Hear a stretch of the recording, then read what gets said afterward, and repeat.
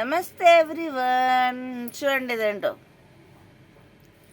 ఇదేంటో తెలుసు అనుకుంటా కొందరికి తెలియదు అనుకుంటా. అంటే ఇప్పుడు వస్తున్నాయి కాబట్టి తెలుసులేంటో, ఒకప్పుడు వచ్చేవి కాదు. మాకైతే చిన్నప్పుడు చాలా ఎక్కువ చలికాలంలో. ఇవి ఏంటి పింక్ కలర్ క్యారెట్, పచ్చి బఠానీ అండి, పచ్చి బఠానీ కాయలు.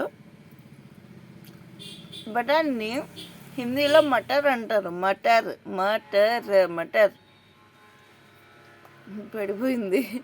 పడిపోవడాన్ని హిందీలో గిరినా అంటారండి. దీన్ని ఒలుస్తున్నాం కదా, ఇది ఉడకబెట్టినవి. సో ఉడకబెట్టడం అనేదాన్ని హిందీలో ఉబాల్నా అంటారు. ఉబాల్నా. ఇందులో దీన్ని ఒలుస్తున్నాం కదా, వలడాన్ని హిందీలో చీలనా అంటారు. చీలనా. మటర్, ఉబలా హువా మటర్ అంటే ఉడకబెట్టిన మటర్, అదే బఠానీకాయ. ఏదైనా అనండి, ఇంకా మరి మేమైతే మటర్ అనే అంటాం కాబట్టి. చిరనా అంటే పలటం, ఒలుచుకొని తింటున్నా అంటే తింటున్నాను అనే దానికి కారహీహు. ఫీమేల్ వర్షన్ అయితే కారహీహు వస్తుందండి. అదే మేల్ వర్షన్ అయితే కారహాహు వస్తుంది. మళ్ళీ అదే ప్లూరల్లో చెప్పాలి అంటే తింటున్నాము. ఎక్కువ మంది అయితే రహే హే అని వస్తుంది.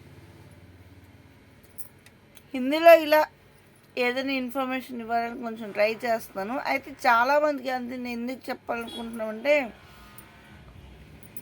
అసలు హిందీ ఎందుకు నేర్చుకోవాలి అనేది కూడా చాలామందికి తెలియట్లేదండి. ఇంగ్లీష్ మీద అంత ఉంది ఇంట్రెస్ట్. ఇప్పుడు ఇంగ్లీష్లో పోటీ ఇంత అంత ఉన్నప్పుడు మన దేశపు మాతృభాష అండి ఇది. మన భాషలందరికీ అన్నిటికీ మనకు తెలుగు మన మాతృభాష అయితే ఇది నేషనల్ లాంగ్వేజ్. అన్ని భాషలకి మాతృభాష హిందీ. అది ఎందుకు నేర్చుకోకూడదు? మెయిన్లీ ఎందుకు నేను ఇంత ఇది చేస్తున్నాను అంటే, ఎడ్యుకేషన్లో కూడాను చాలా వెనుకబడి ఉందండి. ఇప్పుడు చాలామందికి హిందీ మాట్లాడడం వచ్చేస్తుంది, బట్ ఎడ్యుకేషన్ పరంగా కూడాను ఎవరు దీని మీద ఇంట్రెస్ట్ చూపించట్లేదు. ఇంట్రెస్ట్ చూపించట్లేదు అనుకో, నేర్పించడం అయితే నేర్పిస్తున్నారు. హిందీని ఒక సబ్జెక్ట్లా తీసుకుంటున్నారు. అదొక లాంగ్వేజ్ అండి.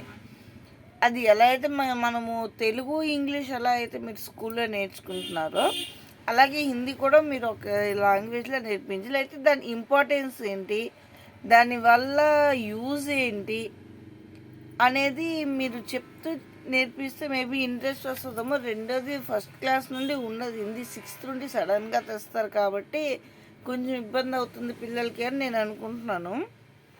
సో ఫస్ట్ నుండి కూడాను కొంచెం ఏమైనా ఇంట్లో పేరెంట్స్ అయినా సరే, లేదా స్కూల్లో టీచర్ని అప్పుడప్పుడైనా సరే కొద్దిగా హిందీ నేర్పిస్తుంటే వాళ్ళకి ఒకసారిగా 6thలో ఇబ్బంది అవ్వదు అని నేను అనుకుంటున్నానండి.